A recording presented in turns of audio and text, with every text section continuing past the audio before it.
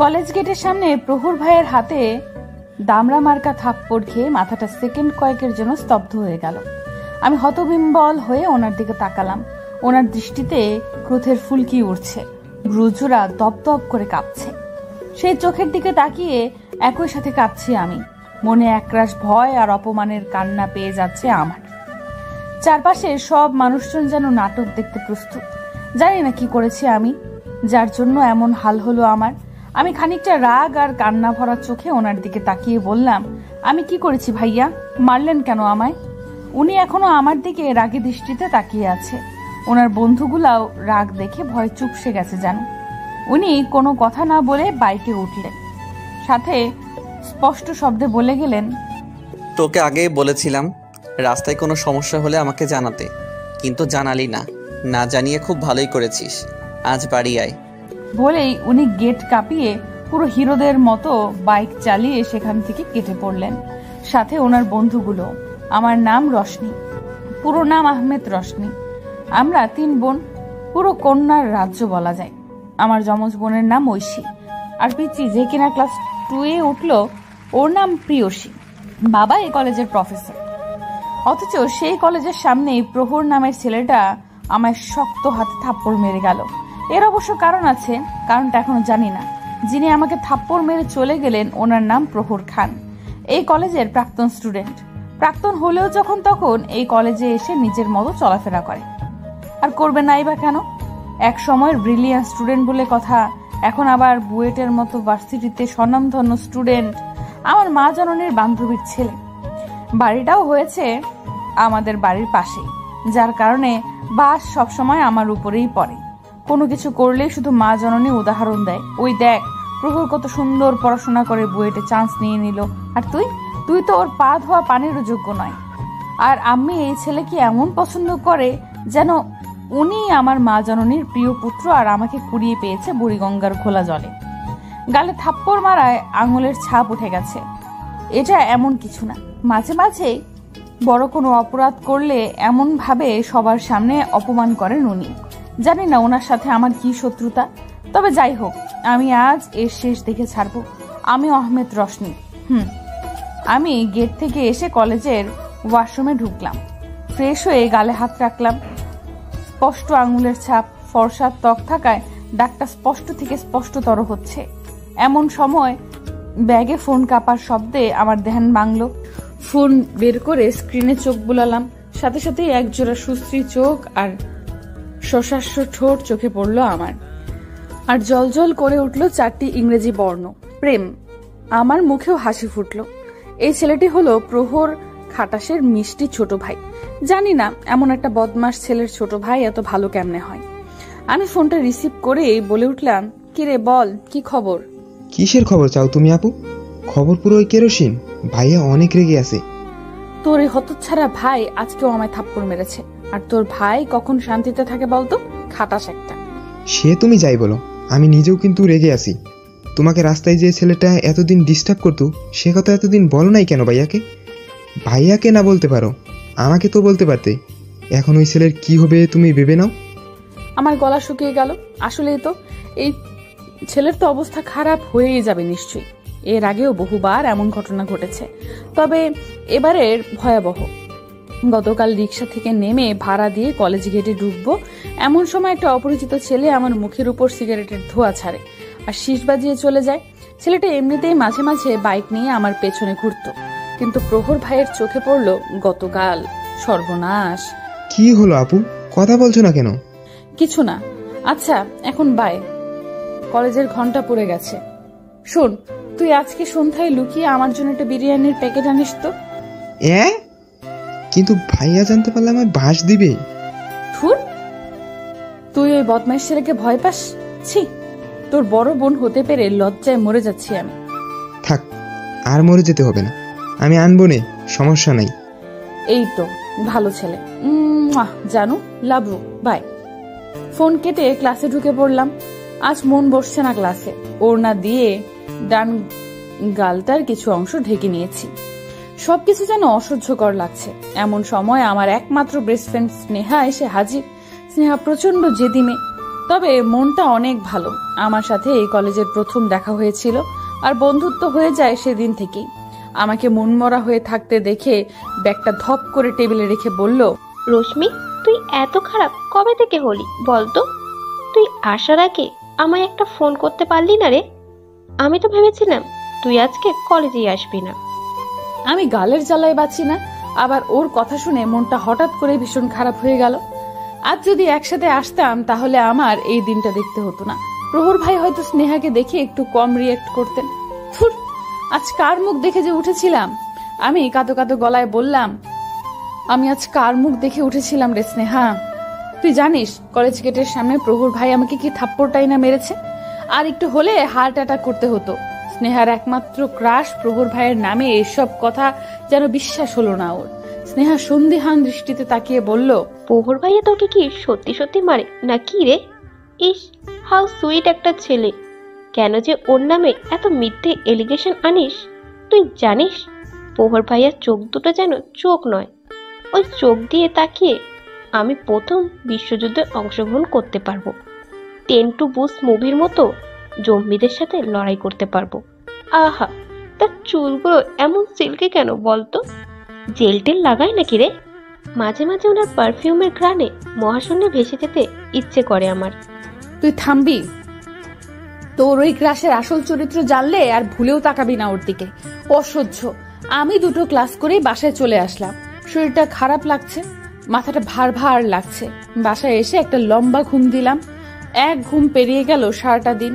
যখন সন্ধ্যা হলো, পূর্ব আকাশটা গাঢ় লালচে রং ধারণ করলো।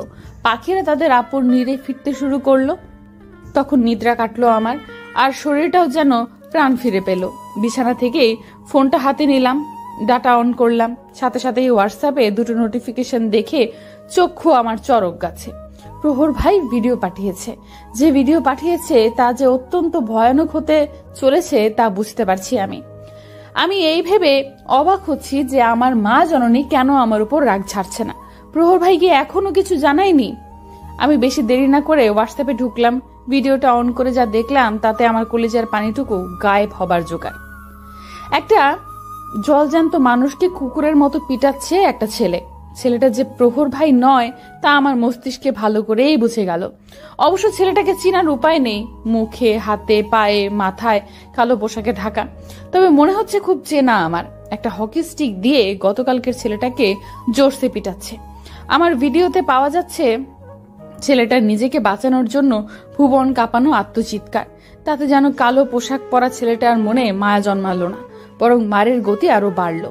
আর ক্যামেরা যে করছে সে নিজেও মনে হচ্ছে প্রফেশনাল। কোনো ফোনের কাঁপাকাঁপি নড়াচড়া ছাড়াই দিব্যি হেঁটে হেঁটে চারপাশ থেকে ভিডিও করে নিচ্ছে। মনে হচ্ছে উনিও বেশ মজা পাচ্ছেন। আমি আর ভিডিও দেখলাম না, ভয়ে হাত পা ঠকঠক করে কাঁপছে।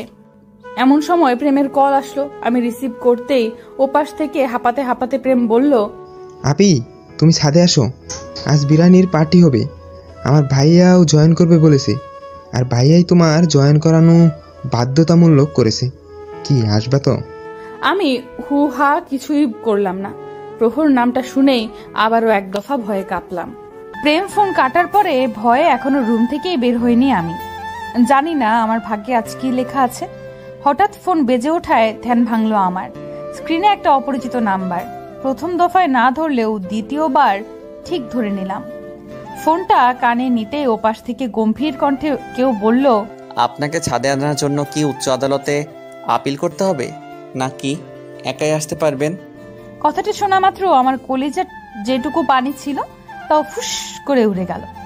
কিন্তু ভাবলাম না, এইভাবে আর কত, এর জবাব আমি দিয়েই ছাড়ব।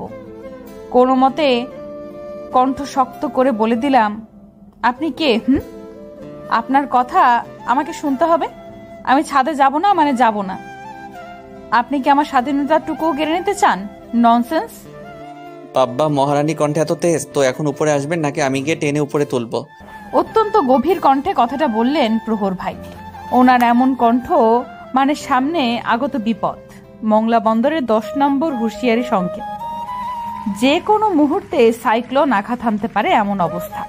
তোর সময় শেষ, আমি তো রুমের সামনে আসছি। ফোন কেটে দরজা খোল, না হলে কিন্তু আন্টিকে সব বলে দিব। এখনো কিছু বলি নাই। কথাটা বলার আগেই বোধহয় উনি ফোন কাটলেন আর দরজায় ঠক ঠক করে দুটো আওয়াজ হলো। হায় রে, এমন কথা না বললেও পারতাম। এখন আমাকে কে বাঁচাবে? আল্লাহ, তোমার কাছে বিচার দিলাম। আমি দরজার সামনে গিয়ে দরজা খুলবো না করেও খুলে দিলাম।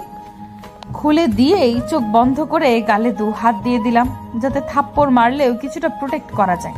দরজা খোলার পরেও যখন দেখলাম কোনো সারা শব্দ নেই, তখন চোখ খুললাম।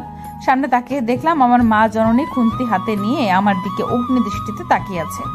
তৎক্ষণাৎ আমার কলিজায় পানি ফিরে এলো, কিন্তু মায়ের হাব ভাব তো ভালো ঠেকছে না। তোর লজ্জা করে না রশনি? বিরিয়ানি খেতে চাস আমাকে বললেই তো বানিয়ে দিতাম। তুই কি না বাবুকে বলছিস বাজার থেকে বিরিয়ানি এনে দিতে? ওই বাবু কি তোর চাকর? তোর মতো কি বসে বসে খায়? ও সারাদিন পড়াশোনা করে, সেই পড়াশোনা বাদ দিয়ে তোর জন্য বিরিয়ানি এনেছে। আর তুই নাকি এখন ভন ধরে আছিস, দরজা খোলার নাম গন্ধ নাই। মানে নিজেকে কি তোর আমেরিকার প্রেসিডেন্ট মনে হয়? গিয়ে দেখ, ড্রয়িং রুমে তোর জন্য অপেক্ষা করে আছে বাবু। ছেলেটাকে দেখেই আমার খারাপ লাগছে। না জানি এই সন্ধেবেলায় কত কষ্ট করে তোর জন্য বিরিয়ানি এনেছে, আর তুই। আমি stop. What nonsense you talking about me? আমি বকবক শুনে নিজেকে পাগল পাগল লাগছে। না জানি এই প্রহর খাটাসটা কি বলে আম্মিকে হাত করে নেয়। অসহ্য। এদিকে আম্মিকে থামাতে ফট করে ইংলিশ বলে দিলাম, কিন্তু পরিস্থিতিটা আরো খারাপ হয়ে গেল। আম্মি আমার ইংলিশ শুনে তেলে বেগুনে জ্বলে উঠলেন, চেঁচিয়ে বললেন, তোর সাহস দিন দিন বেড়ে যাচ্ছে রশনি, মুখে লাগাম দে, আবার ভুলভাল ইংলিশ বলিস। এদিকে আম্মির ভুবন কাঁপানো চিৎকারে ড্রয়িং রুম থেকে এদিকে আসলেন প্রহর ভাই। আমাকে দেখে একটা ডেভিল মার্কা হাসি দিলেন। ভাবটা একদম যেন বাংলা সিনেমার মিশা সওদাগর। অবশ্য দেখতে পুরো হিরোদের মতোই। ওনাকে দেখেই বারবার ক্রাশ খাই, কিন্তু ওনার যা চরিত্র ভাবলেও বমি পায় আমার। যাক, উনি সামনে যে এসেই আম্মিকে জড়িয়ে ধরলেন। ওমা, যা দেখে আমার চোখ কপালে ওঠার জোগাড়। না আন্টি, বাদ দেন তো, ছোট মানুষ বুঝে কম, সমস্যা নেই। আর আপনার মুখটা এমন শুকনা লাগছে কেন?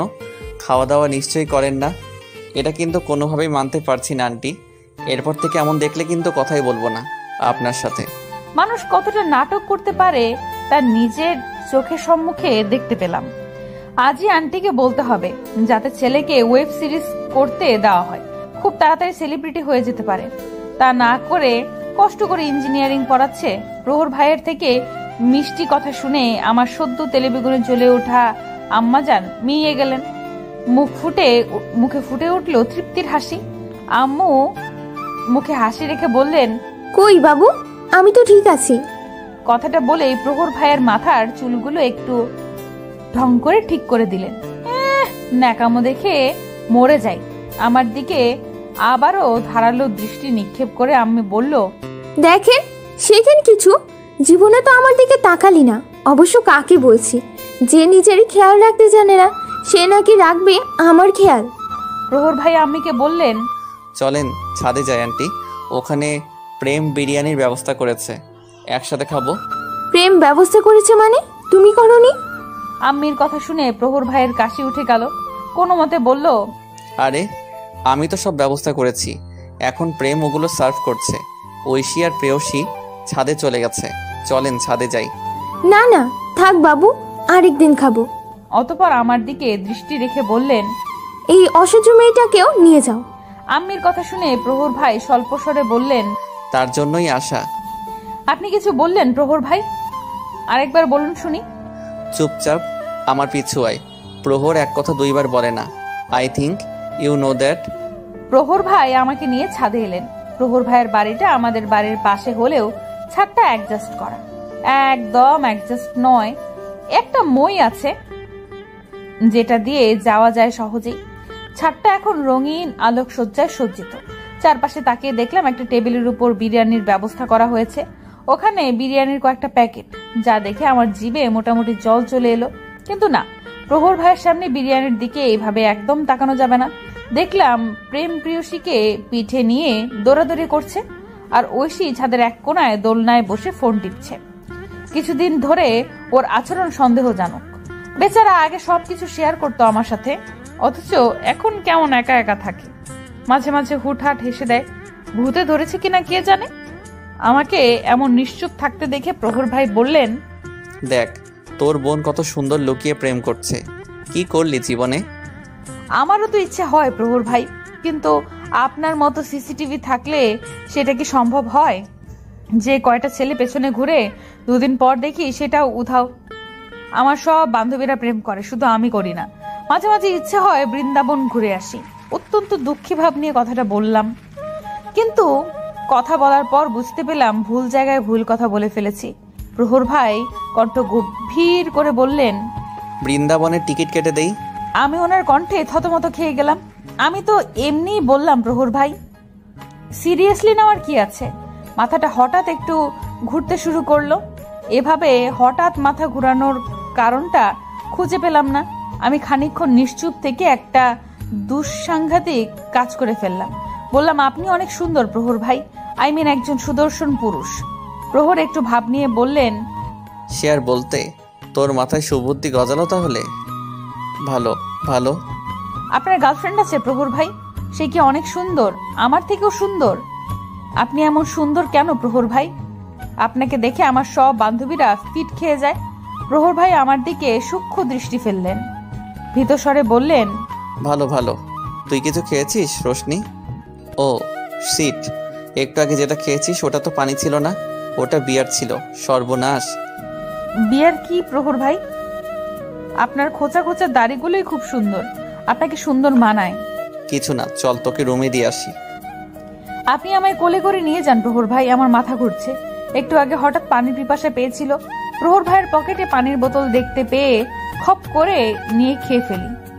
প্রহর ভাই অন্যমনস্ক ছিল, যার দরুন মানা করতে পারেনি। প্রহর ভাই প্রেমকে ডাকলেন।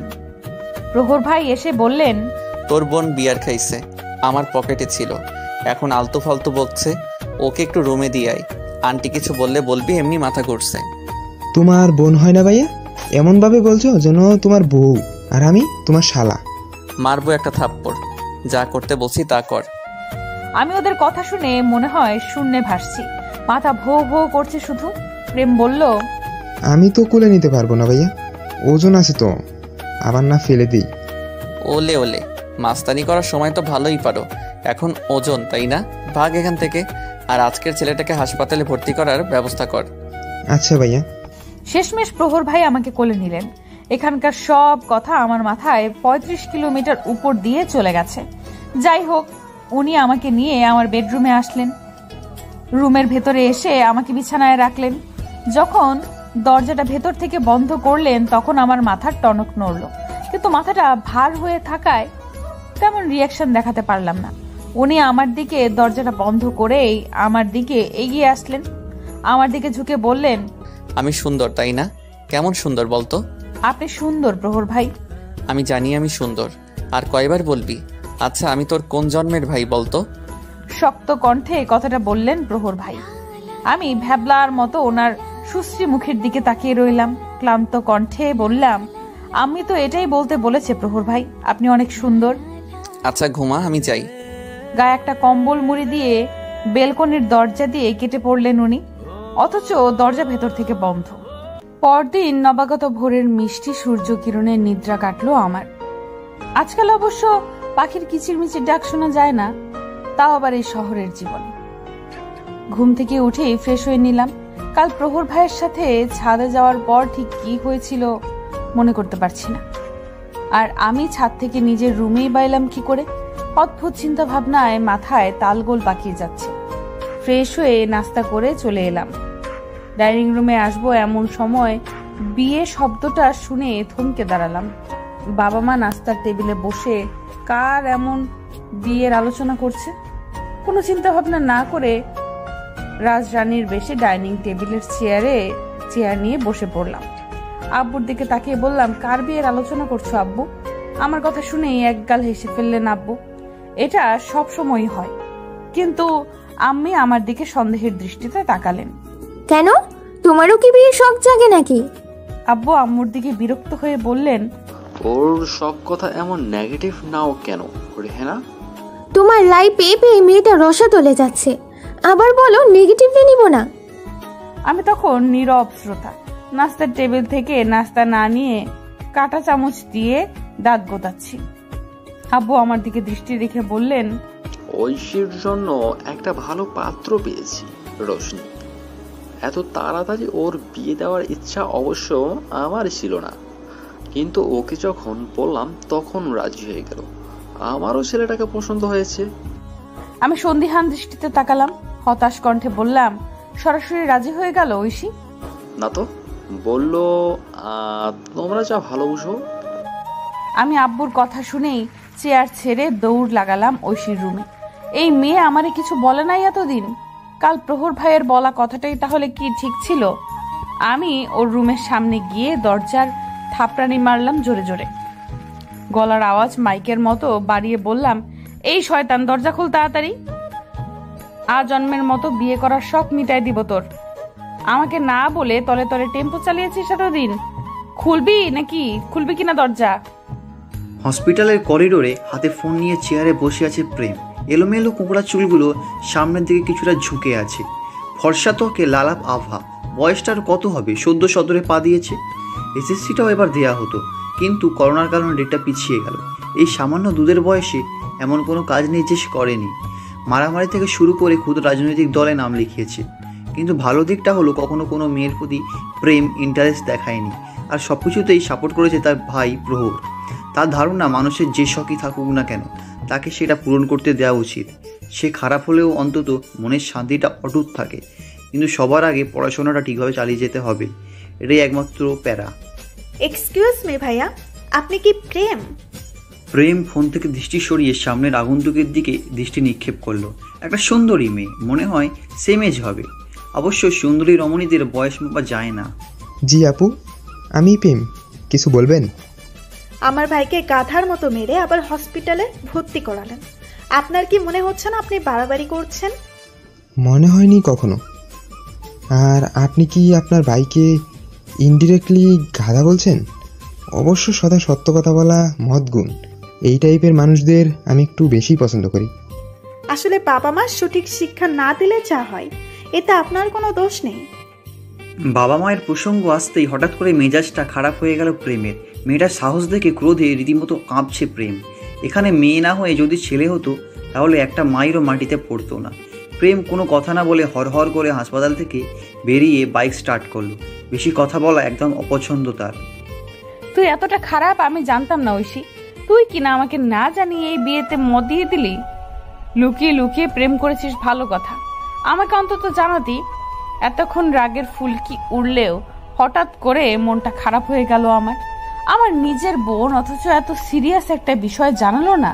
ঐশী সদ্য ঘুম থেকে উঠে বারবার হাই তুলতে তুলতে বলল, আমি মোটেও লুকিয়ে লুকিয়ে প্রেম করিনি রোশনি। তুই বোধহয় জানিস না আমি কতটা ভালো মেয়ে। আব্বুর নাকি ছেলেটাকে অনেক পছন্দ হয়েছে, তাই আমিও হ্যাঁ করে দিলাম। আমি আসলে বাবাকে কষ্ট দিতে চাইনি। তুই আবারও মিথ্যা বলছিস শয়তানের নানি। তোর সাথে আর কথাই বলবো না, তোর বিয়েতে অ্যাটেন্ড করব না। এমন সময় রুমের ভেতর প্রবেশ করলো পিচ্চু প্রিয়সী, হাতে আচারের বয়াম। যা দেখে কালকের বিরিয়ানির কথা মনে পড়লো। কাল যে ছাদে গেলাম বিরিয়ানি খাওয়ার জন্য, কিছুই তো মনে করতে পারছি না। প্রেয়সী তার মিষ্টি কণ্ঠে বলল, দাদা ভাইয়ের আন্টি তোমাকে ডাকছে। দা ভাইয়ের আন্টি কি রে? উফ, তুমি বোঝো না কেন? বলছি যে দাদা ভাইয়ের আম্মু, মানে আমার আন্টি ডাকছে তোমাকে। তোমার জন্য নাকি বিরিয়ানি রান্না করতেছে, আমাকে ডাকতে বললো। বিরিয়ানির নাম শুনে আরেক দফা মনটা ভালো হয়ে গেল। তাড়াতাড়ি যেতে হবে, কিন্তু সমস্যাটা হলো প্রহর খাটাসটা ওখানে আছে কি না। আবার প্রেয়সীর দিকে সন্দিহান দৃষ্টিতে তাকিয়ে বললাম, আচারের বয়ামটাও কি আন্টি দিয়েছে তোকে? আমাকে দে। না দিব না, তুমি গিয়ে নিয়ে আসো, তোমার জন্য আছে। আমাদের ফালতু মার্কে কথাবার্তা শুনে খেপে গেল ঐশী। রাগান্বিত স্বরে বলল, আমাকে একটু ঘুমাতে দিবি তোরা? রুম থেকে বিদায় হ দুজন প্লিজ। সারা রাত প্রেম করে রাতে কাবার করলে এখন তো ঘুম পাবেই মহারানী। চল প্রেয়সী, আমরা বিরিয়ানি খেতে যাই।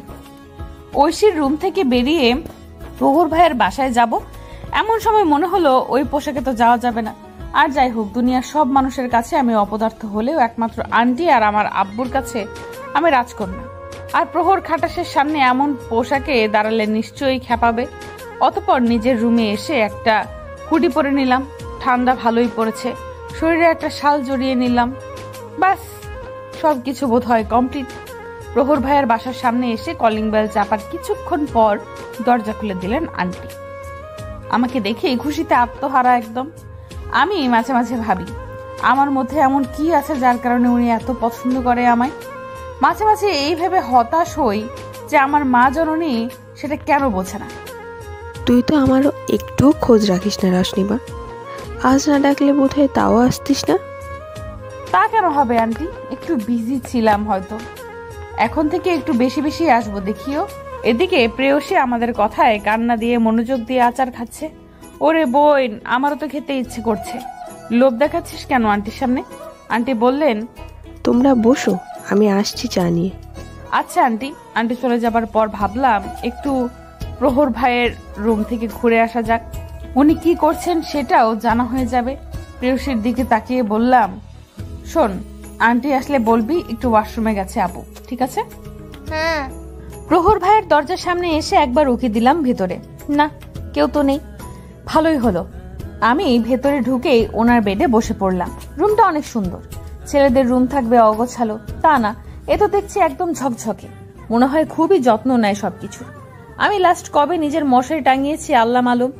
ওনার পড়ার টেবিলে গিয়ে দেখলাম কিছু আঁকিবুকি করা, ইঞ্জিনিয়ার বলে কথা।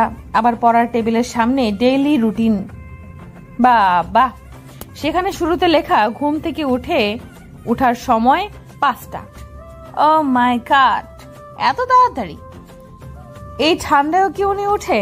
এমন সময় খট করে ওয়াশরুমের দরজা খুলে যাওয়ার ভয়ে হাত পা ঠান্ডা হয়ে যাওয়ায় জোগাড় হলো আমার। সেই রুম থেকে সদ্য গোসল করা প্রহর ভাই তোয়ালে পেঁচিয়ে বেরিয়ে আসলো।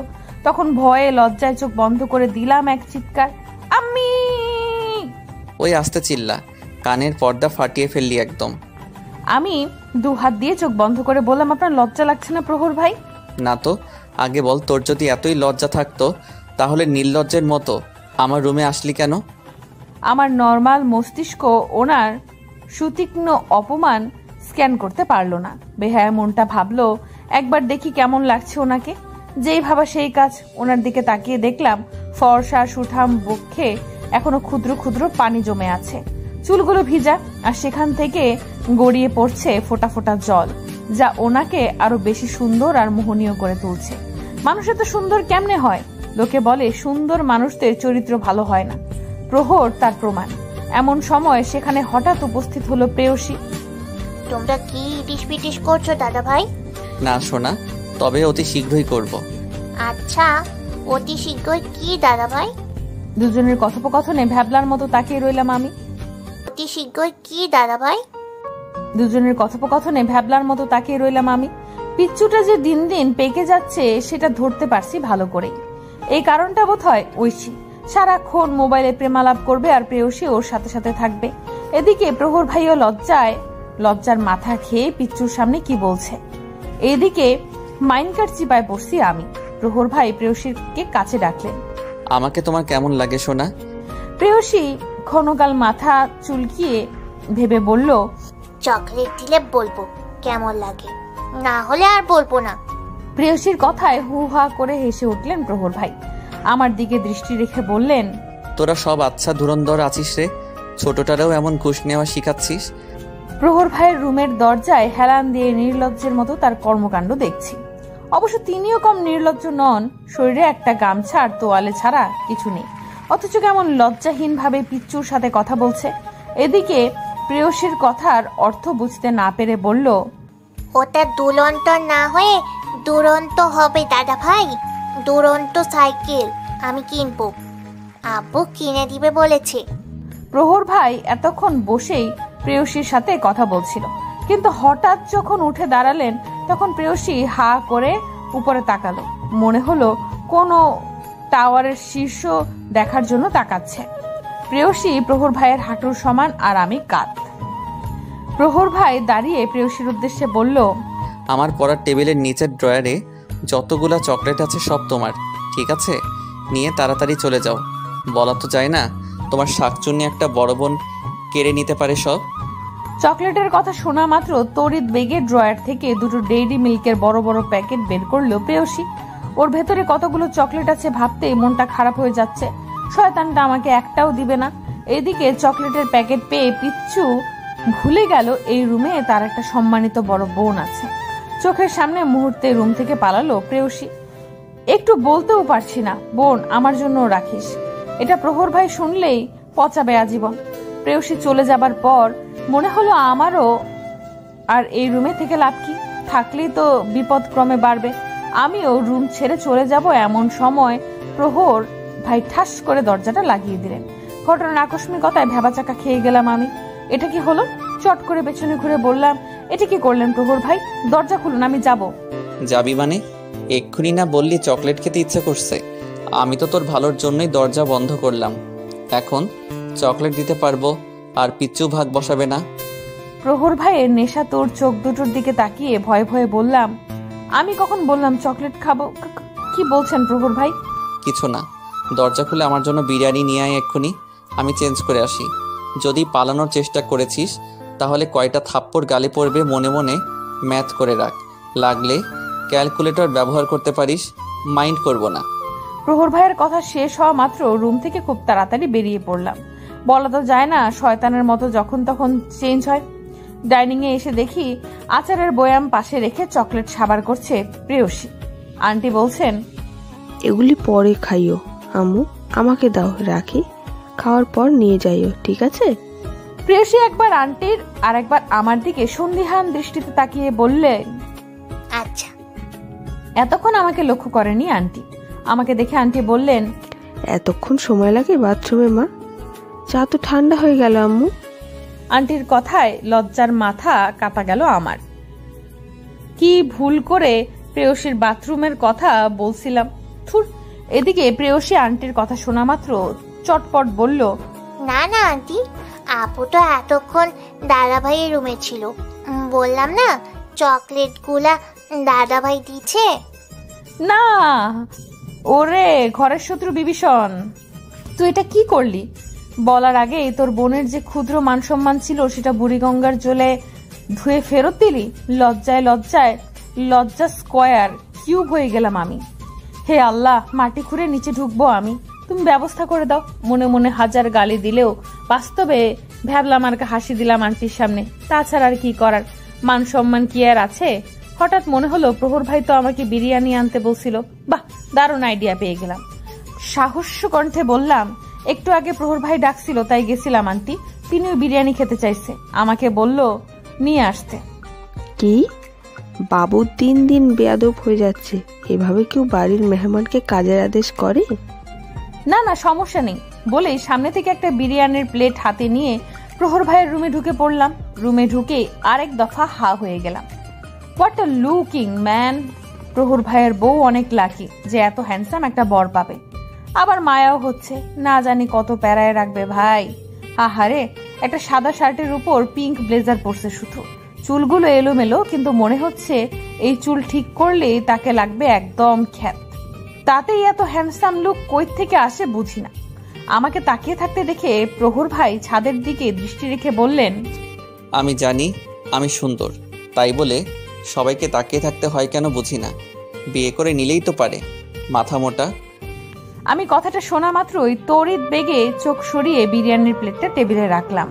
ঝাঁঝালো কণ্ঠে বললাম, আমি মোটেও আপনার দিকে তাকাইনি প্রহর ভাই। ঠাকুর ঘরে কে?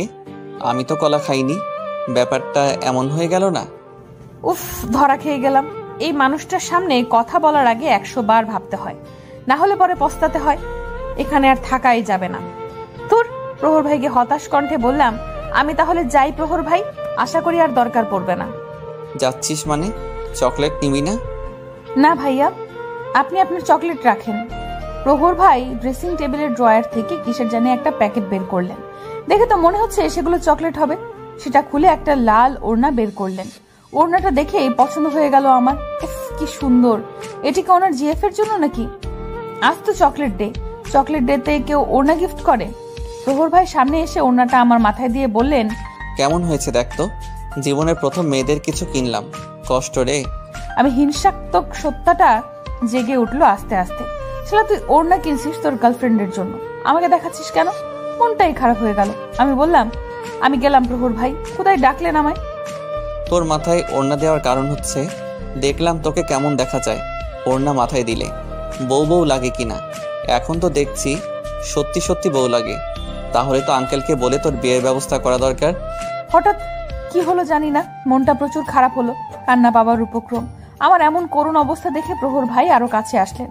আমি সামান্য একটু পেছোতেই দেওয়ালে পিঠ থেকে গেল। উফ, কি যন্ত্রণা! প্রহর ভাইয়ের সামনে কান্না করা যাবে না। যাবে না মানে যাবে না, না হলে ছিচকা দুনে বলে খেপাবে। প্রহর ভাই ওনাটা ভালোভাবে মাথায় দিয়ে বললেন, পছন্দ হয়েছে? আমি স্বল্প স্বরে বললাম, না মানে আপনার জিএফ কি সুন্দর মানাবে। তোর জন্য এনেছিলাম, নিবি না? মুহূর্তেই আমার মন সচল হওয়া শুরু করলো। ভুলে গেলাম মন খারাপের সব মুহূর্ত। ওড়নাটার দিকে তাকালাম, সত্যি খুব সুন্দর। লজ্জায় প্রহর ভাইয়ের দিকে তাকানোর সাহস পেলাম না। প্রহর ভাই পকেট থেকে একটা ডেইরি মিল্ক বের করে বললেন, তোর বন্ধু সব চকলেট নিয়ে গেল, এখন এই একটার অর্ধেক তোর, অর্ধেক আমার। আমি আবার নারী পুরুষের ভেদাভেদ দেখি না। আজকে কি ডে জানিস? আমি মুহূর্তেই সহাস্য কণ্ঠে বললাম, চকলেট ডে ভাইয়া। বাহ, সব খবর রাখিস দেখছি। আন্টিকে বলে দিতে হবে তার মেয়ে পেকে গেছে, বিয়ে দিয়ে দাও। আমি হতাশ দৃষ্টিতে চাইলাম। আপনার সাহস তো কম না, নির্লজ্জের মতো আমার পিছু পিছু ঘুরছেন। কাহিনীটা কি বলুন তো? বেশি বাড়াবাড়ি করলে কিন্তু পুলিশে দেব। ঘটনার আকস্মিকতায় থতমত খেয়ে গেল প্রেম।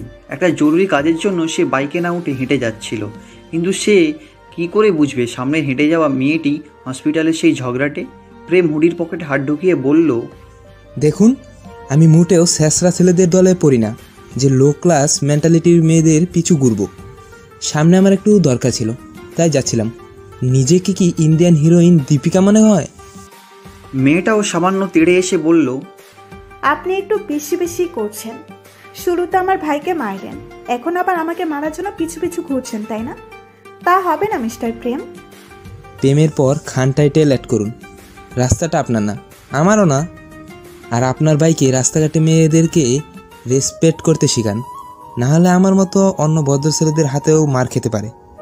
অতঃপর একটু থেমে আবার বলল, বাই দ্য ওয়ে, আপনার কি কথায় কথায় বেশি বাড়াবাড়ি করবেন না বলার রোগ আছে নাকি?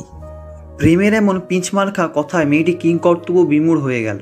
সে কোনটা ছেড়ে কোনটার উত্তর দেবে ভেবে পেল না। মেয়েটা বলল, এখন কি আপনার কাছে আমার ভাই মেয়েদেরকে কিভাবে রেসপেক্ট করতে হয় শিখতে আসবে? নিজের বয়সটা বার্থ সার্টিফিকেটে আরেকবার চোখ বুলিয়ে নিন। আচ্ছা, দেখে নিব। আল্লাহ হাফেজ। আরে যাচ্ছেন কোথায়? আগে আমাকে সরি বলে যান। কাকে সরি বলতে বলছেন আপনি? প্রেম খানকে?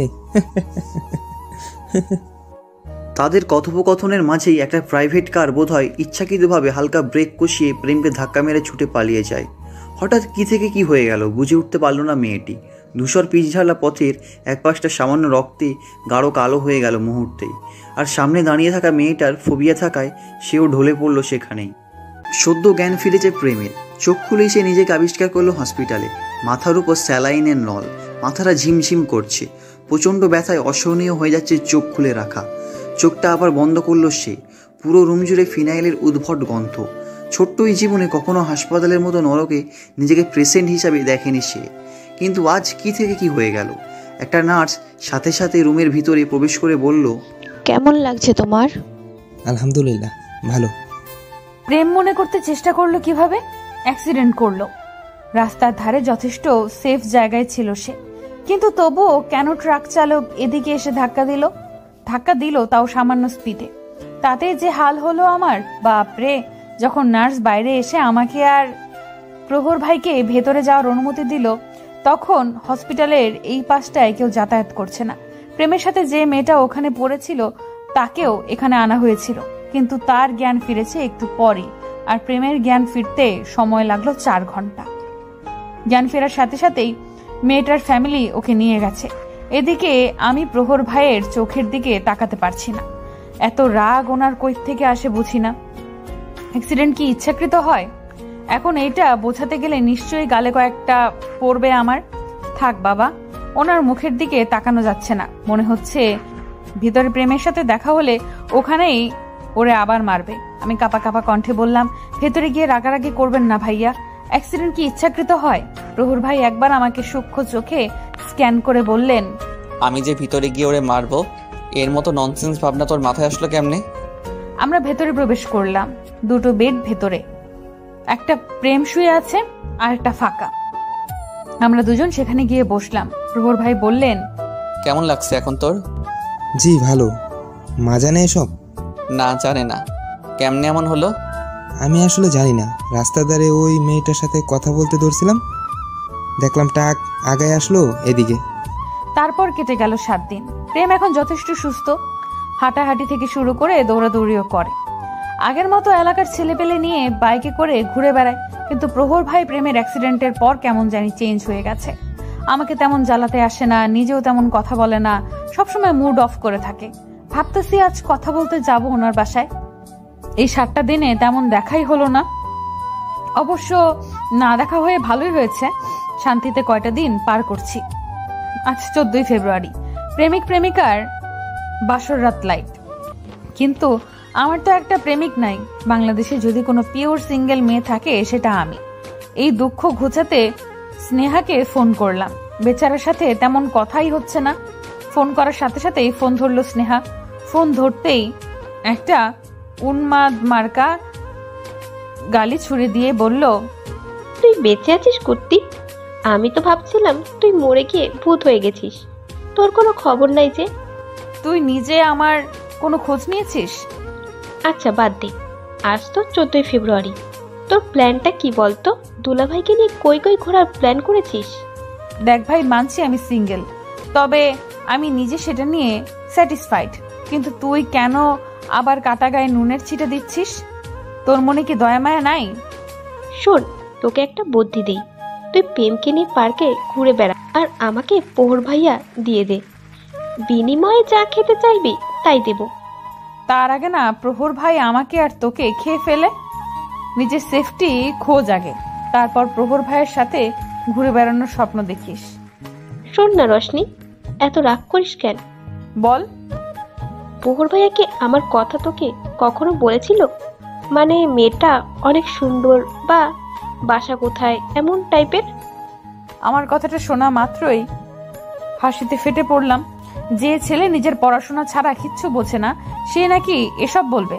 তবে ভাবলাম মেয়েটা যখন এত কষ্ট করে জিজ্ঞেস করলো তাহলে বলেই দিই। হ্যাঁ বলছিল দোস্ত। কি কি বললো রে? বলছিল মেয়েটা এত আমাকে ফলো করে কেন? নেহাত তোর বান্ধবী বলে পার হয়ে যায়, না হলে কিন্তু কিচ্ছু বলতে হলো না। স্নেহা ঠাস করে ফোনটা কেটে দিল। এদিকে আমি তার মনের অবস্থা বুঝতে পেরে কষ্টে কষ্টিত হলাম। কিন্তু পরক্ষণেই ভাবলাম স্নেহা তো দারুণ আইডিয়া দিয়েছে। প্রেমকে একদিনের জন্য ভাড়া নিলে কেমন হয়? ঘোরাফেরা করা যাবে। যেই ভাবা সেই কাজ। প্রেমকে ফোন লাগালাম। 2-1 রিং হতেই ফোন ধরে বলল, হ্যাঁ আপু বলো। তোকে ভাড়া পাওয়া যাবে? মানে? বিস্ময়ে হকচকিয়ে কথাটা বলল প্রেম। আমি বললাম, আজ তো 14ই ফেব্রুয়ারি, তোর গার্লফ্রেন্ড নেই? না, তুমি তো সব জানো। আসলে শিওর হয়ে নিলাম। চল আজ আমার সাথে প্রেম করবি। বাইক নিয়ে আমার বাসার সামনে 1 মিনিটের মধ্যে দাঁড়া, আমি 20 মিনিটের মধ্যে আসছি।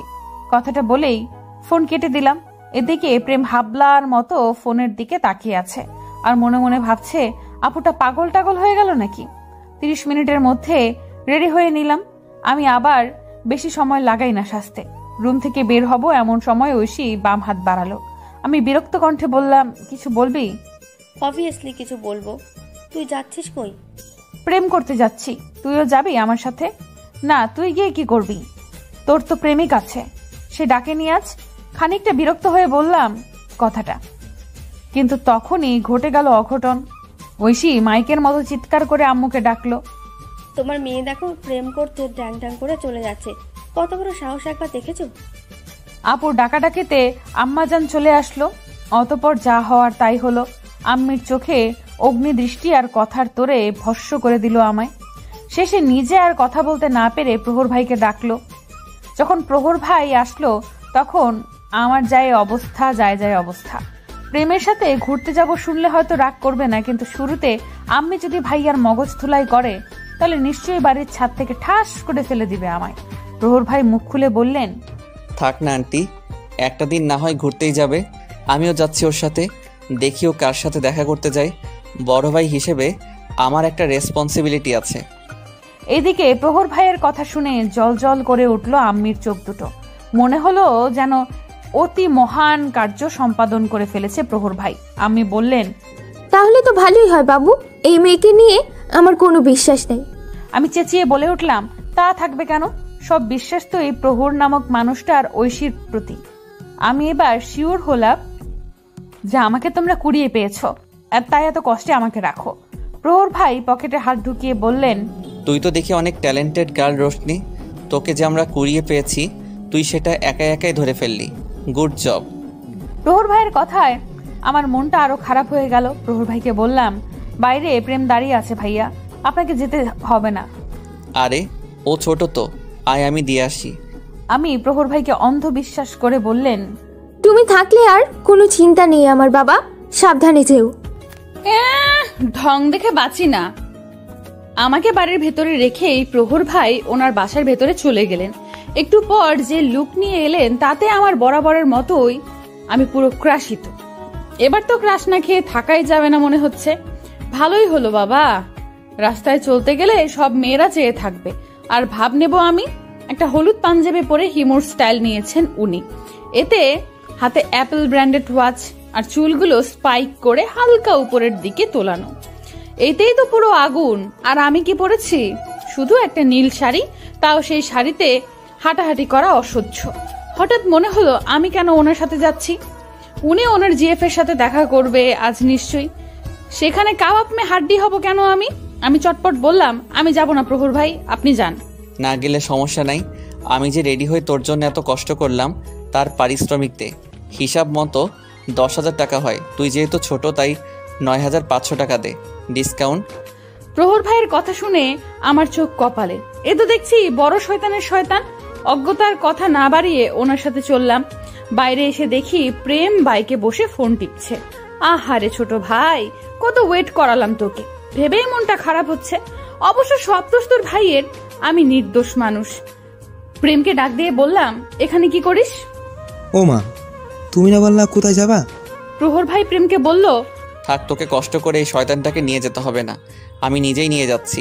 অতঃপর আমার দিকে তাকিয়ে বলল, বাইকে যাবি নাকি রিকশায়? আমি সরাসরি রিকশার উত্তর দিলাম। বাইকে চড়তে চড়তে আমি অতিষ্ঠ। প্রহর ভাই প্রেমকে আবার 100 টাকা দিয়ে বলল, এই টাকা নিয়ে কিছু খেয়েছিস? এইদিকে প্রেম বাবু হাবলার মতো তাকিয়ে রইল। হ্যাঁ না, কিছুই করলো না। আজ বোধ হয় তার দিনটাই খারাপ, প্রচন্ড রকম খারাপ। একটা রিকশা ডাক দিল প্রহর ভাই। রিকশায় ওঠার পর প্রহর ভাই বললেন, আমার কাছে কিন্তু কোনো টাকা নেই।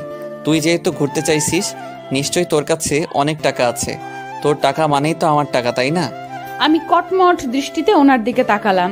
তীব্র কণ্ঠে বললাম, আমার কাছে একটা টাকা পয়সাও নাই। তাড়াতাড়ি টাকা বের করেন, আজ আপনার টাকায় ছিনিমিনি খেলবো আমি। রাস্তার মানুষজন হা করে এই দিকে তাকিয়ে আছে। তারা হয়তো ভাবছে এই ভালোবাসার দিনে আরো একটা প্রেমিক যুগল রিকশায় করে শহর ঘুরছে। কিন্তু তাদের ধারণা যে কয় লেভেলের ভুল তা তারা নিজেও জানে না। নীরবতা কাটিয়ে প্রহর ভাই বললেন, তোকে আজ অনেক সুন্দর লাগছে। তো কয় বস্তা ময়দা ওয়েস্ট করলি? প্রথম বাক্যে খুশি হলেও দ্বিতীয় বাক্যে রেগে গিয়ে বললাম, আপনি খুবই খারাপ প্রহর ভাই। আমি জানি আমি খারাপ। সব প্রেমিকদের আসলে ভালো হতে নেই। প্রেমিকরা হবে খারাপ, অদ্ভুত রকম খারাপ। প্রহর ভাইয়ের সাহিত্যিক কথায় ভেবাচাকা খেয়ে গেলাম আমি। উনি রিকশা দাঁড় করিয়ে একটা বেলি ফুলের মালা কিনলেন। আমার দিকে দৃষ্টি রেখে বললেন, আমি আসলে তোর সাথে আজ কখনই বেরোতাম না, কিন্তু তোর নীল শাড়ি দেখার পর ভাবলাম লাইফে প্রথম ভালোবাসা দিবসটা প্রিয় কোনো মানুষের সাথে স্পেন্ড করি। সব দিক দিয়ে তোকে সুন্দর লাগছে। শুধু বেলি ফুলের মালাটার বোধ হয় অভাব ছিল। বেলি ফুল ছাড়া প্রেমিক হওয়ার নিয়ম নেই, ওটা নিয়ম বহির্ভূত। আপনি কি আমায় ভালোবাসেন প্রহর ভাই? প্রহর ভাই এভাবে আমার দিকে তাকালেন যেন কথাটা বলে আমি ভীষণ রকম অপরাধ করে ফেলেছি। এই অপরাধের ক্ষমা হয় না, অথচ নিজেই রোমান্টিকতা ছাড়িয়ে যাচ্ছে। প্রহর ভাই সরু চোখে চেয়ে বললেন, ভালোবাসার কি বুঝিস তুই? অনেক কিছু। আপনার মতো তো আর গোমরামুখ না যে সারাদিন বই নিয়েই পড়ে থাকি। সবকিছু শিখতে হয়। কথাটা বলেই শুধু বুঝতে পারলাম আরো ভুল জায়গায় ভুল কমেন্ট করেছি। থুরো প্রহর ভাই দাঁত কেলিয়ে বললেন, বাহ, এত কিছু জানিস? তাহলে তো আন্টিকে সব বলে দিতে হয়। আচ্ছা একটা কথা বলতো, প্রেমকে এত স্বাধীনতা দিয়ে কি আমি ভুল করেছি? অত্যন্ত গম্ভীর গলায় কথাটা বললেন প্রহর ভাই, যার অর্থ তিনি সিরিয়াস। আমি বিজ্ঞদের স্বরে বললাম, মোটেও না, তবে স্বাধীনতার সঠিক ব্যবহার ওকে করতে হবে। খোঁজ খবর নিয়মিত রাখাটা জরুরি বোধহয়। রিক্সা এগিয়ে চলেছে অপরাহ্নের মিষ্টি রশ্মি ভেদ করে। শীতের শেষের দিকে এমন রোদ দারুণ উপভোগ্য, তবে বাতাস থাকলে অন্য কথা। রিক্সাটা যখন টিএসসির মোড়ে দাঁড় করালো তখন বিকেল গড়িয়ে সন্ধ্যের কাছাকাছি। সূর্য তার তেজ হারিয়ে তাল গাছের ন্যায় বড় বড় বিল্ডিং এর নিচে ডুবে গেল। সাথে নেমে এলো শহর জুড়ে অন্ধকার। রিক্সা থেকে নেমেই একটা কফি শপে ঢুকলাম। অনেক ধরনের গাপলি গিজগিজ করছে কফি শপ। ভীষণ অস্বস্তি লাগছে এখানে।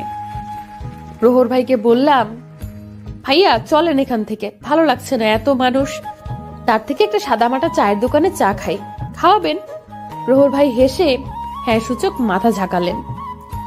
আমি ওনার পিছু পিছু আসতে লাগলাম। আচমকা সামনে একটা মেয়ে দাঁড়িয়ে পড়ায় হকচকিয়ে উঠলাম। চোখ তুলে তাকাতেই থ মেরে গেলাম। আরে এটা তো ঐশী, তার সাথে আবার একটা হ্যান্ডসাম ছেলে, বোধহয় এটাই ওর বিএফ। যদিও প্রহর ভাইয়ের মতো এত সুন্দর হতে পারবে না কখনো। প্রহর ভাইও এক দফা চমকে উঠলেন।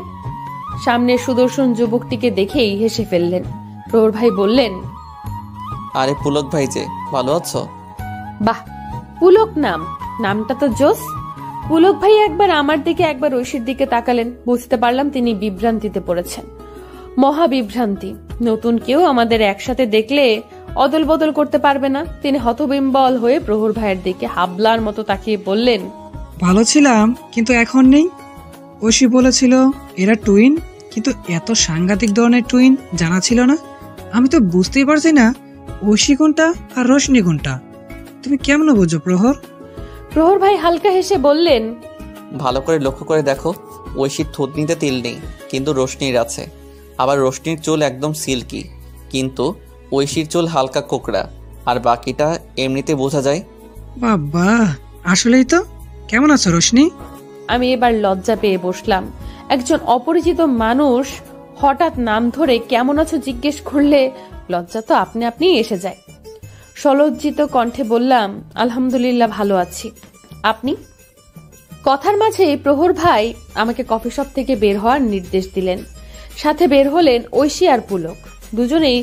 দুজনকে দারুণ মানিয়েছে, কিন্তু ঐশী কিভাবে আমাকে না জানিয়ে এই কাজ করলো? আর আমি হলে এখন মাইক দিয়ে পুরো পাড়া প্রতিবেশীকে জানিয়ে দিতাম, হাউ সুইট মি। আচ্ছা, দেখে তো মনে হচ্ছে প্রহর ভাই পুলক ভাইকে চিনে, অথচ তিনিও আমাকে জানালেন না। সবাই একটা খবিশের দল। একটু পর পুলক ভাই ঐশীকে নিয়ে ঢুকে পড়লেন কফি শপে, আর আমরা দুজন চলে এলাম রাস্তার ছোট্ট চায়ের দোকানে। হঠাৎ মনে হলো আজকের এই বিশেষ দিনে ফুচকা না খেলে কি চলে? অবশ্যই ফুচকা খাবো, ফুচকা না খেলে জীবন বৃথা। আমি ইনিয়ে বিনিয়ে প্রহর ভাইকে বললাম, ভাইয়া চলেন ফুচকা খাই, এখানকার ফুচকা নাকি অনেক সুন্দর, অনেক মজা। তুই কিভাবে জানলি এখানকার ফুচকা অনেক সুস্বাদু? কলেজে ক্লাস বাদ দিয়ে এখানে বান্ধবীদের নিয়ে ঘুরতে আসা, তাই না? বাপের কলেজ হলে যা হয়। আমি করুণ দৃষ্টিতে চাইলাম। কথাটা বলে কত বড় যে ভুল করেছি সেটা হারে হারে বুঝতে পারলাম। কথা এড়িয়ে যেতে বললাম, পুলক ভাই তো অনেক কিউট, আপনি ওনাকে চেনেন? না চেনার কি আছে, আমার মামাতো ভাইকে আমি চিনবো না? How funny. আমি অবাক দৃষ্টিতে তাকালাম। তলে তলে এত ঘটনা ঘটে গেল, অথচ আমি কিছু বুঝতেই পেলাম না। এই জীবন রেখে কি লাভ? আমায় উঠায় নাও হে খোদা, হে আল্লাহ। আবারও বললাম, পুলক ভাই বিয়ে করতে চাচ্ছে খুব তাড়াতাড়ি, এটা আপনি জানেন? জানবো না কেন, আমি তো বিয়ের জন্য তাড়া দিয়েছি। আর কিছু জিজ্ঞেস করার সাহস করলাম না। সবাই তো জানে দেখছি, আর এদিকে আমার ক্ষুদ্র হৃদয়টা ভেঙে টুকরো টুকরো হচ্ছে। হায় রে, লাইফে প্রথম এইভাবে টং দোকানে চা খাচ্ছি। এই চা যে এত সুন্দর হবে জানা ছিল না। হোক না একদিন অন্য কিছু, যেটা আমাদের জন্য ক্ষতিকর, কিন্তু মনে আনে এক প্রশান্তি, যে প্রশান্তি কোটি টাকায় পাওয়া যায় না। হঠাৎ সামনে একটা পাজেরো জিপ দাঁড়ালো। হঠাৎ এমন জায়গায় থামায় আমি আর প্রহর ভাই থতমত খেয়ে গেলাম। যখন সেই কাঠ থেকে একটা সুন্দরী ফর্সা মেয়ে বের হলো, তখন আমি বিস্ময়ে হা হয়ে গেলাম। এত সুন্দর মেয়ে পৃথিবীতে আছে, কিন্তু দেখে তো মনে হচ্ছে বিরাট বড়লোক। তো এই টং দোকানে কি করে? হঠাৎ দেখি মেয়েটা দৌড়ে এসে প্রহর ভাইকে জড়িয়ে ধরল। ঘটনার আকস্মিকতায় প্রহর ভাইয়ের হাতের গরম চা ছিটকে এসে আমার হাতে পড়ল। চাটা অত্যন্ত গরম হওয়ার কারণে মুখ দিয়ে আপনা আপনি আহ শব্দটা বেরিয়ে গেল। সাথে সাথে আমার হাতের চাটাও নিচে পড়ে গেল। আমার মুখ থেকে শব্দটা শোনা মাত্র প্রহর ভাই মেয়েটাকে দ্রুত সরিয়ে দিলেন। আমার দিকে তড়িৎ বেগে এসে বললেন, কি হয়েছে তোর? লেগেছে কোথাও? Speak out nonsense. চিৎকার করে কথাটা বললেন প্রহর ভাই। তার কণ্ঠে একই সাথে ভয় আর রাগ। ওনার সেই ভয়ঙ্কর আঁখি পল্লবের দিকে তাকিয়ে মুহূর্তের কথা বলার শক্তি হারিয়ে ফেললাম। মনে হয় চোখ দিয়েই আমাকে কথা না বলার অপরাধে ভস্ম করে দিবে। তখন ওই মেয়েটা বলে উঠলেন, তোমার মাথা ঠিক আছে প্রহর? তুমি এই রাস্তায় চা খাচ্ছ আর এই 2 টাকার মেয়ের জন্য এত রাফ বিহেভ করার কি আছে? Are you crazy? প্রহর ভাই গর্জে উঠে বললেন, ইয়া আই এম ক্রেজি। তুই এক্ষুনি এই জায়গা থেকে লিভ নে, otherwise I will kill you. মেয়েটা অবাক দৃষ্টিতে তাকিয়ে বলল, কতবার ফোন করেছি জানো, আর তুমি এভাবে কথা বলছো কেন? তুই যাবি কি না? আমি চাইতেছি না রাস্তায় কোনো মেয়ের গায়ে হাত তুলি। প্রহর ভাইয়ের চাহনিতে এক হিংস্রতা আমি আগে কখনো দেখিনি। মেয়েটাও কপট রাগ দেখিয়ে সেখান থেকে কেটে পড়ল। অতঃপর প্রহর ভাই সজোরে আমার দিকে আসলেন আর গায়ে সব শক্তি দিয়ে চড় মারলেন। মুহূর্তের ঘটনায় বিস্ময়ে ভয়ে আতঙ্কে স্তব্ধ হয়ে গেলাম আমি। কান দিয়ে যেন ধোঁয়া বের হচ্ছে। এত স্পিডে থাপ্পড় আমি কখনোই খাইনি।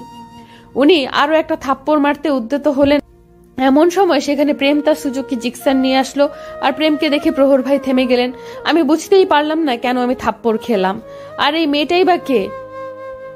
এই সন্ধ্যার সব মানুষের রঙিন মুহূর্তে আমার লাইফে যেন অন্ধকার নেমে আসলো। 2 চোখ দিয়ে টপ টপ করে পানি পড়তে লাগলো। শীতের শেষ, তবু ওই শেষ সময় শীতটা যেন একটু জেঁকেই বসলো। কম্বলের নিচ থেকে ওটা দায়। সকাল 6টায় ঘুম থেকে উঠল প্রহর। রাত 2টোর সময় ঘুমিয়ে সকাল 6টায় ঘুম থেকে ওঠা কতটা কষ্টকর তা হাড়ে হাড়ে টের পাচ্ছে সে। সারা রাত জেগে পড়াশোনা করা আর দিনের বেশিরভাগ সময় দরকারে বাইরে কাটায় সে। কিন্তু ইদানিং রোশনির সাথে দেখা হচ্ছে না। সেদিন ওকে থাপ্পড় মারার পর থেকে অপরাধবোধে ভুগছে। রোশনি নিজেও নিজেকে হাইড করার চেষ্টা করছে। কি অসহ্য যন্ত্রণা। আজ 20 ফেব্রুয়ারি, প্রায় 1 সপ্তাহ কেটে গেছে। এই 7টা দিনে রোশনি প্রহরের সামনে এসে দাঁড়ায়নি। অবশ্য দাঁড়ানোর কোনো কারণও দেখছি না।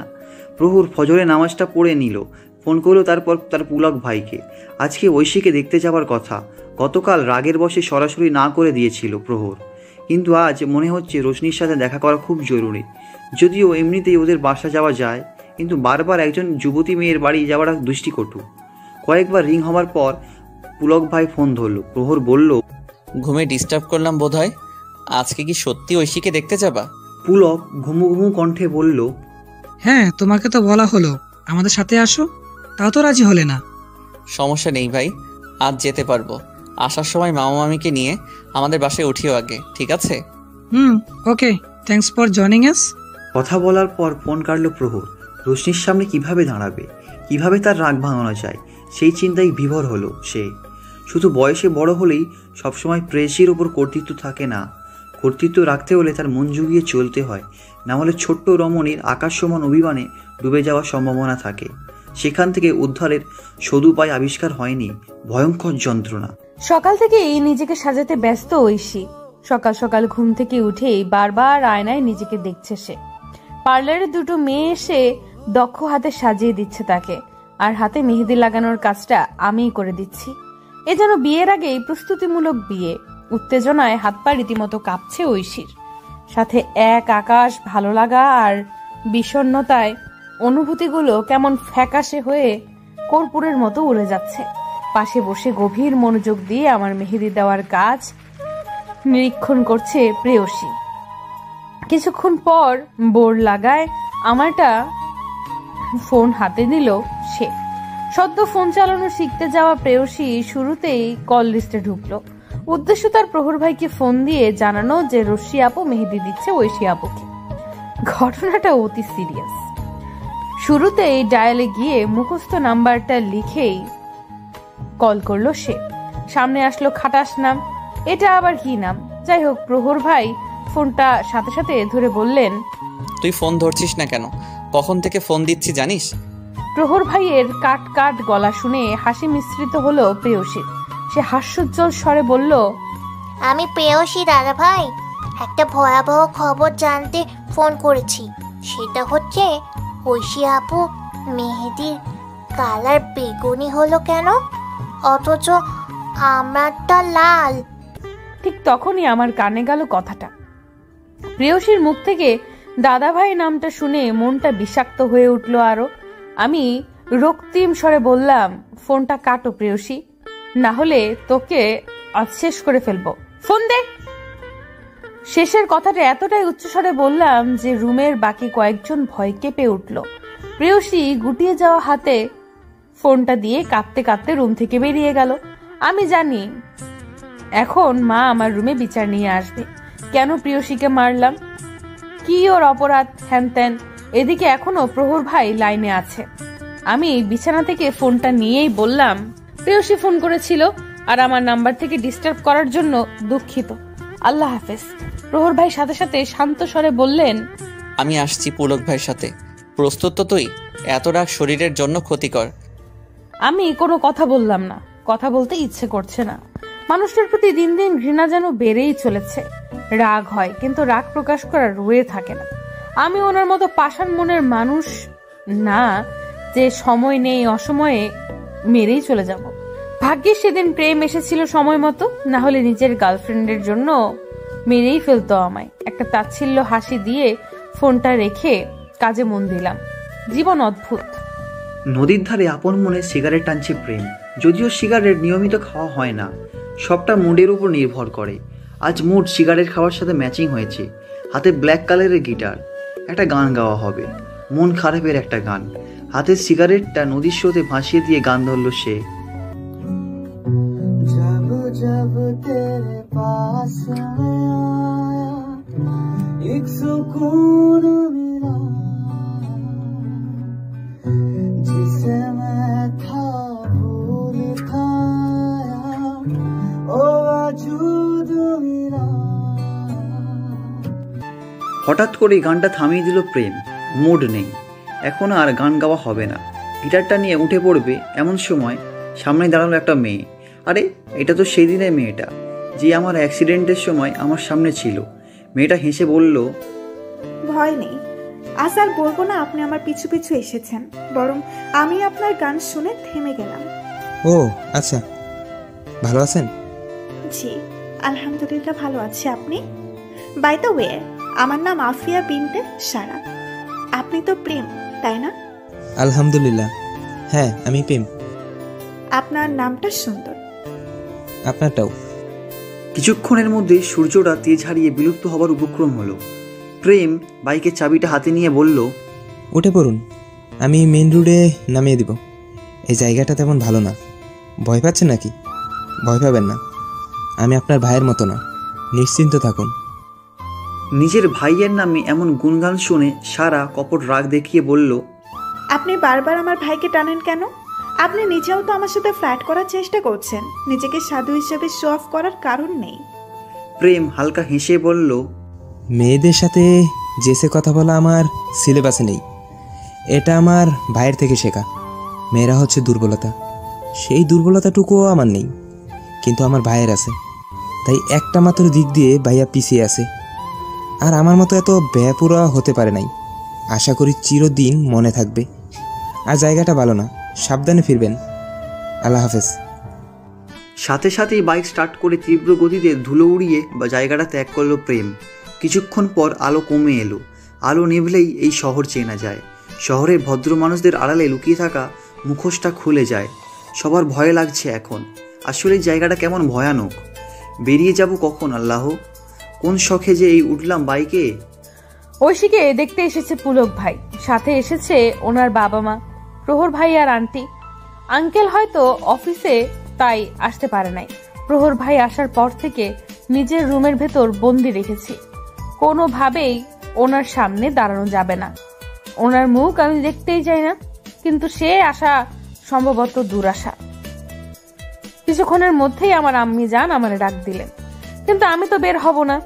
বের হলেই শরবত দেওয়ার বাহানা হলেও প্রহর ভাইয়ের সামনে যেতে হবে বোধহয়। কোনোভাবে আম্মিকে ম্যানেজ করলাম, কিন্তু ঘটলো এক বিপত্তি। প্রহর ভাই যখন নিজে এসে বাইরে আমাকে ডাকলেন, তখন ভয়ে হাত পা ঠান্ডা হবার উপক্রম হলো। কিছুক্ষণ পর উনি থেমে গেলেন আর আমি যেন প্রাণ ফিরে পেলাম। কিন্তু শেষ হাসিটা উনিই হাসলেন। ব্যালকনির সরু রাস্তা দিয়ে ছাদ থেকে রুমে ঢুকে যায়। দরজাটা আজকেও খোলা থাকায় সেই রাস্তা দিয়ে প্রহর ভাই আমার রুমে ঢুকলেন। রুমের লাইট অন করার সাথে সাথেই চমকে উঠলাম। যে মুখটা দেখবো না বলে এত কাহিনী করলাম, শেষ পর্যন্ত দেখতেই হলো। পরনে সেদিনের ড্রেস আপ। উনি কি চায়? সেদিনের ড্রেস আপ দেখিয়ে কি আবার মনটা তিতিয়ে তুলতে চান? আমি বিরক্ত স্বরে বললাম, লজ্জা লাগছে না? লজ্জা করে না বিনা অনুমতিতে একটা মেয়ের রুমে ঢুকতে? এতদিন ভাবতাম আমি নিজেই শুধু নির্লজ্জ, তাই তো আপনার মতো পাষাণ মানুষের হাতের মার খাওয়ার পরেও আপনাকে সম্মান করেছি।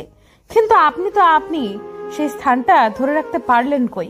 প্রচন্ড রাগের মাথায় কথাটা বলেই জোরে জোরে শ্বাস নিতে লাগলাম। উনি আমার দিকে এগিয়ে এসে হাতে একটা নীল কাগজ আর একটা নীল শাড়ি ধরিয়ে দিলেন। রুমের লাইটটা অফ করে এসে বললেন, বল, কি বলবি বল, আজ তোর সব কথা শুনবো। আমার জন্য এই 7টা দিন তোর মনের মধ্যে কি ভয়ানক রাগ জমে আছে, সব আমার উপর ঝাড়। লাইটটা অফ করলাম, কারণ রাগলে তোকে আরো সুন্দর লাগে। একটা গান আছে না, রাগলে তোমায় লাগে আরো ভালো, ঠিক ওরকম। এমন সুন্দর মুহূর্তে তোর দিকে তাকানো পাপ। এই ভয়ানক পাপটা এখন করা উচিত হবে না। আমি মানুষটার দিকে ছলছল দৃষ্টিতে তাকালাম। এই মুহূর্তে কি বলা উচিত জানি না। কখনো আমার মাঝে এমন সুন্দর মুহূর্ত আসেনি। আশ্চর্য, আমি রাগ করতে পারছি না কেন? এমন হুট করে রাগ হারিয়ে যাওয়ায় নিজের প্রতি ভীষণ বিরক্ত হয়ে গেলাম, ভীষণ রকম বিরক্ত।